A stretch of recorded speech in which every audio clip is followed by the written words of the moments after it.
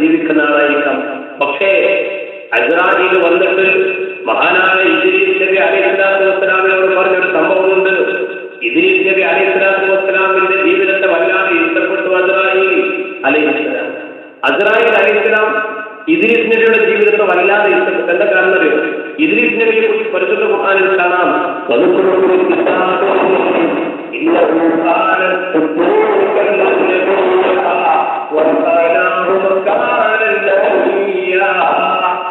അല്ലാഹുവിന്റെ പരിശുദ്ധ ഖുർആനിൽ പ്രവാചകരോട് പറയാൻ ഖുർആനിൽ ഇദ്രീസ് നബിയുടെ എന്താ അദ്ദേഹത്തിന്റെ പ്രത്യേകത? അള്ളാഹുവിന്റെ കൽപ്പനകൾക്ക് അള്ളാഹുവിനെ വാസ്തവമാക്കുകയും ചെയ്ത പ്രവാചകനാണ് അദ്ദേഹം. മാത്രമല്ല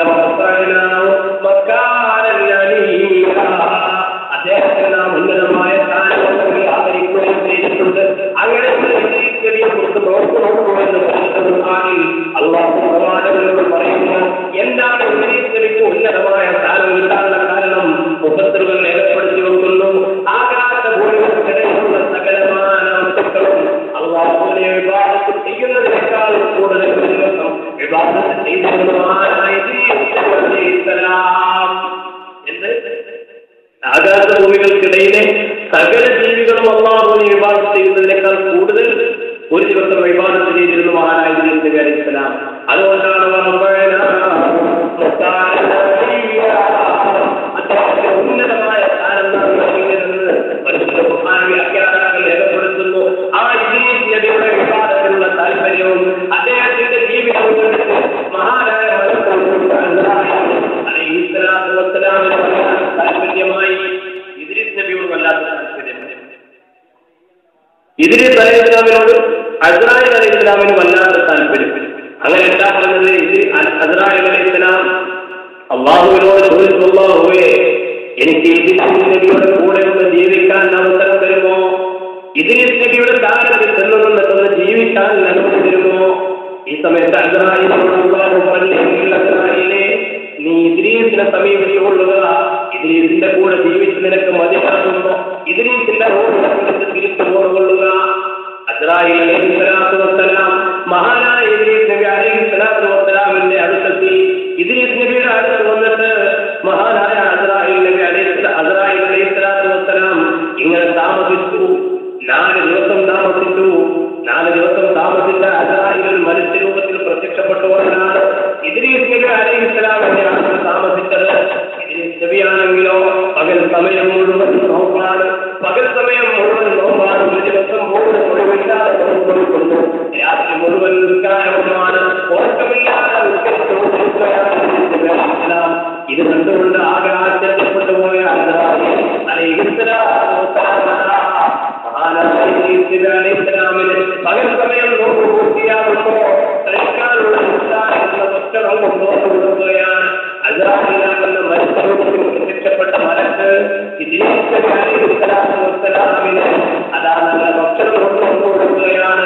ഇദ്രീസ് നബി നോമ്പ് തുറക്കുന്ന സമയത്ത് ആ ഭക്ഷണമൊക്കെ കഴിച്ചു. അസ്രാഈലിനോട് പറഞ്ഞു, നീ എന്റെ കൂടെ കൂടുന്നില്ലയോ? നീ എന്റെ കൂടെ കൂടുന്നില്ലയോ? അങ്ങനെ കൂടെ ഉന്നതമായ സ്ഥാനത്തുള്ളവരാണ് കൂടെ. ഞാൻ ഭക്ഷണം കഴിക്കാൻ തയ്യാറാകുന്നില്ലെന്ന് പറഞ്ഞു. അസ്രാഈൽ അലൈഹിസ്സലാത്തു വസ്സലാമിനെ സമ്മതിച്ചു. കാരണമല്ല, മലക്കുകൾക്ക് ഭക്ഷണം കഴിക്കാൻ പറ്റൂലോ. മലക്കുകൾക്ക് ഭക്ഷണം കഴിക്കാൻ പറ്റൂല. മലക്കൾ തീറ്റയും കുടിയുമില്ലാത്തവരാണ്. നമ്മളോട് തിന്നുന്നവരെല്ലാം കുടിക്കുന്നവരുമല്ല. ഇവിടെ മനുഷ്യരൂപത്തിലാണ് മലക്ക് പ്രത്യക്ഷപ്പെട്ടിരിക്കുന്നത്. അപ്പോൾ അസ്രാഈൽ അലൈഹിസ്സലാമിനെ പ്രവാചകരാകുന്ന അങ്ങനെയോടൊപ്പം ഉന്നതമായ സ്ഥാനത്തുള്ള അങ്ങനെയോടൊപ്പം ഇരുന്ന് ഭക്ഷണം കഴിക്കാൻ എനിക്ക് ഇഷ്ടയാണതുകൊണ്ട് ഞാൻ പറഞ്ഞു ഇദ്രീസ് നബി അലൈഹിസ്സലാത്തു വസ്സലാം ഭക്ഷണം കഴിച്ചു. അതാ തന്റെ വിമാനത്തിലേക്ക് പ്രവേശിച്ചു. അങ്ങനെ 4 ദിവസം തന്റെ കൂടെ ജീവിച്ചിട്ടും ഈ മനുഷ്യൻ ഒന്നുപോലും ഭക്ഷിക്കാത്തത് കണ്ടപ്പോ ഇദ്രീസ് നബി അലൈഹിസ്സലാത്തു വസ്സലാമിന് പ്രത്യേകമായി ഭക്ഷിക്കാൻ തീരുമാനിച്ചു. അങ്ങനെ ഇദ്രീസ് നബി മനുഷ്യരൂപത്തിലുള്ള ഈ മലക്കിനോട് ചോദിച്ചോടി എന്റെ കൂടെ ചെയ്യാറുണ്ടോ? എന്റെ കൂടെ യാത്ര ചെയ്യാറാണോ? അസ്രാഈൽ സമ്മതിച്ചു. അതാ 2 പേരും ചേർന്നുകൊണ്ട് യാത്ര പോവുകയാണ്. വിജനമായ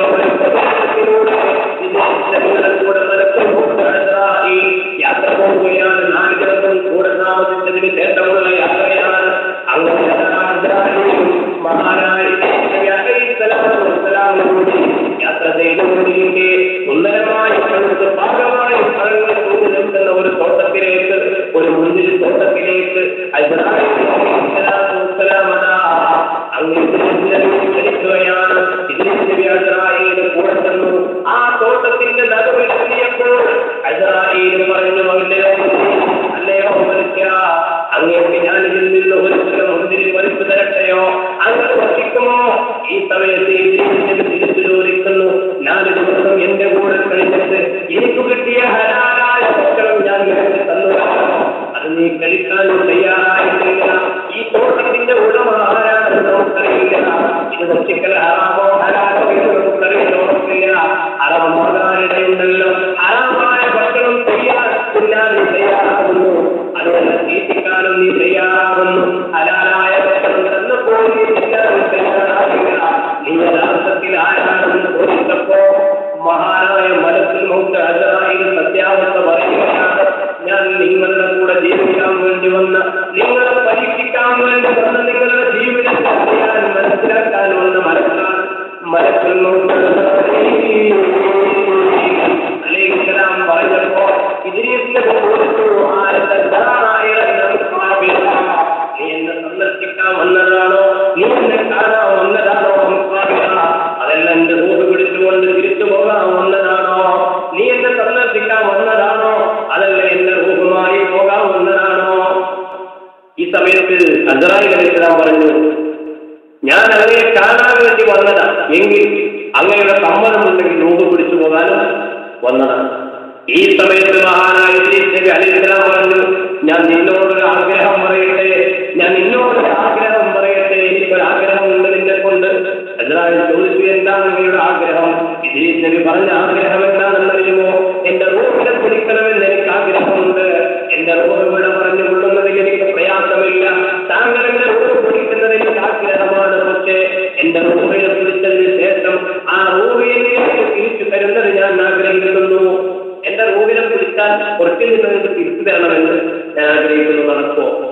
അസ്രായീൽ പറഞ്ഞു, അള്ളാഹുവിന്റെ അനുമതിയുടെ റൂഹ് പിടിക്കാൻ, അത് തിരിച്ചു തരാൻ കഴിയില്ല. ഈ സമയത്ത് ഇദ്രീസ് നബി അള്ളാഹുവിനോട് പ്രാർത്ഥിക്കാൻ ആവശ്യപ്പെട്ടു. അസ്രായീൽ അലൈഹിസ്സലാം അള്ളാഹുവിനോട് പ്രാർത്ഥിച്ചു. ഈ സംഭവം വിശദമാണ്, ഞാനത് ചുരുക്കി പറയുന്നത്. അസ്രായീൽ അള്ളാഹുവിനോട് പ്രാർത്ഥിച്ചപ്പോ അള്ളാഹു അനുമതി നൽകി. മഹാനായ ഇദ്രീസ് നബിയുടെ റൂഹിനെ പിടിക്കാനും അല്പസമയം തന്നെ തിരിച്ചു കൊടുക്കാനും കൽപ്പിച്ചപ്പോ അസ്രായീൽ അലൈഹിസ്സലാത്തു വസ്സലാം റൂഹിനെ പിടിച്ചു. ഇദ്രീസ് നബി അലൈഹിസ്സലാമിന്റെ റൂഹിനെ പിടിച്ചു. ഏതാനും മണിക്കൂറുകൾ പിന്നിട്ടപ്പോ ആ ശരീരത്തിലേക്ക് റൂഹിനെ തിരിച്ചു കൊടുക്കുകയും ചെയ്തു. എന്നിട്ട് അസ്രായീൽ ചോദിച്ചു, ഞാനിത് പറഞ്ഞു വന്നത് എന്റെ പ്രിയപ്പെട്ടവരെ അസ്രായീലിന്റെ റൂഹിനെ പിടിക്കുമ്പോഴുണ്ടാകുന്ന അവസ്ഥയാണ്. നല്ല മനുഷ്യരുടെ അരികെ അസ്രായീൽ റൂഹിനെ പിടിക്കുമ്പോഴും അല്ലാത്ത മനുഷ്യരുടെ അരികെ വന്നിട്ട് അസ്രായീൽ റൂഹിനെ പിടിക്കുമ്പോഴും ഉണ്ടാകുന്ന അവസ്ഥയാണ്. 2 സന്ദർഭത്തിലും ഉണ്ടാകുന്ന വേദനയെ വിശദീകരിക്കാനാണ്, അത് പഠിക്കാനാണ് ഞാൻ ഈ സംഭവം പറയുന്നത്. അള്ളാഹുവിന്റെ പ്രവാചകന്മാർക്കായ അസ്രായീൽ ചോദിച്ചുകൊണ്ടേ അങ്ങ് മരണത്തിന്റെ സമയം അനുഭവിച്ചല്ലോ, മരണം അനുഭവിച്ചവരാണല്ലോ, എങ്ങനെ ഉണ്ടായിരുന്നു മനുഷ്യന്റെ അവസ്ഥയെ ചോദിക്കുമ്പോ ഇദ്രീസ് അലൈഹിസ്സലാം പറയുന്ന മറുപടി എന്താണെന്നറിയുമോ?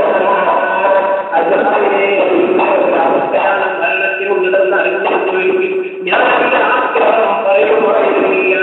എന്റെ മരണ സമയത്തിൽ ഞാൻ അനുഭവിച്ച വേദനയുടെ ആ സത്യത ഇപ്പോഴും എന്റെ തൊണ്ടയിൽ കിടക്കുന്നു. പറയുമ്പോ അസ്രായീൽ പറയുന്ന മറുപടി എന്താണെന്നറിയുമോ? ഞാൻ ഇഷ്ടപ്പെടുന്ന ആളുകളാണ് പഠിക്കുന്നത്, എണ്ണയിൽ വലിക്കുന്നത് പോലെയാണ്. അപ്പൊ അത് ഇതിലേക്ക് പറഞ്ഞ മറുപടി, എങ്കിലും അവസ്ഥ വേദനയുടെ പോലെ വെള്ളയിൽ വലിക്കുന്നത് പോലെ സ്നേഹിതന്മാരുടെ റൂഹ് പിടിക്കുമ്പോ, ഇഷ്ടപ്പെടുന്നവരുടെ റൂഹ് പിടിക്കുമ്പോൾ തന്നെ അത്ര വേദനയുണ്ടെങ്കിലും എട്ടുകളുടെ കുമാരങ്ങളുമായി ജീവിക്കുന്ന നാം ഈ ലോകത്തോട് വിട പറയുമ്പോൾ നമ്മുടെ നമ്മൾ അനുഭവിക്കേണ്ടി വരുന്ന വേദന എത്രയായിരിക്കും? അള്ളാഹു നമ്മെ കാത്തിരിക്കുമാറാകട്ടെ. അവിടെ കൊണ്ടുകൂടെ നമ്മൾ പഠിക്കേണ്ടത് അത്തരം പ്രയാസം നമ്മൾ അനുഭവിക്കുന്ന ഘട്ടത്തിലും വേദന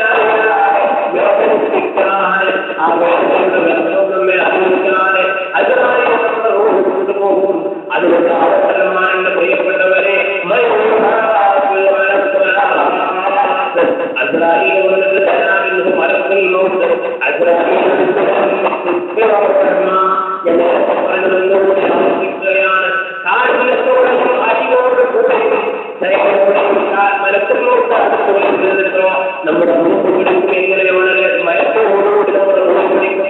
ആ സമയത്ത് മലക്കുകൾ വന്ന് സ്വർഗത്തിന്റെ ഫോട്ടോകാരങ്ങളും അതിൽ മതി മറന്നു പോകുന്ന നമ്മൾ സ്വർഗത്തിന്റെ അനുഭൂതികൾ കൽപ്പനയിരിക്കുന്ന നമ്മുടെ ശ്രദ്ധ മുഴുവനും നിർമ്മിക്കപ്പെട്ട മുത്തിനാലും പവിഴത്താലും നിർമ്മിക്കപ്പെട്ട ആ കൊട്ടാരങ്ങളെ കൊല്ലി കാണുമ്പോ അതിൽ കണ്ടെത്തിപ്പോയിട്ട് നമ്മുടെ ശ്രദ്ധ മുഴുവൻ കേന്ദ്രീകരിക്കപ്പെടുമ്പോ നമുക്ക് വേദനയുണ്ടാവില്ല. നമ്മുടെ മൂക്ക് പിടിച്ച് അസ്രായീൽ പറന്നു പോകുമ്പോൾ നമ്മളറിയില്ല. അതിനു വേണ്ടി നമ്മൾ ഇങ്ങനെ എന്ത് ചെയ്യണം? നിസ്കാരത്തിന്റെ കാര്യത്തിൽ ശ്രദ്ധ വേണം. മരണത്തെക്കുറിച്ച് എപ്പോഴും ഓർമ്മ വേണേ. മാത്രമല്ല പരമാവധി നഷ്ടപ്പെടുത്താതിരിക്കാൻ ശ്രദ്ധിക്കണേ.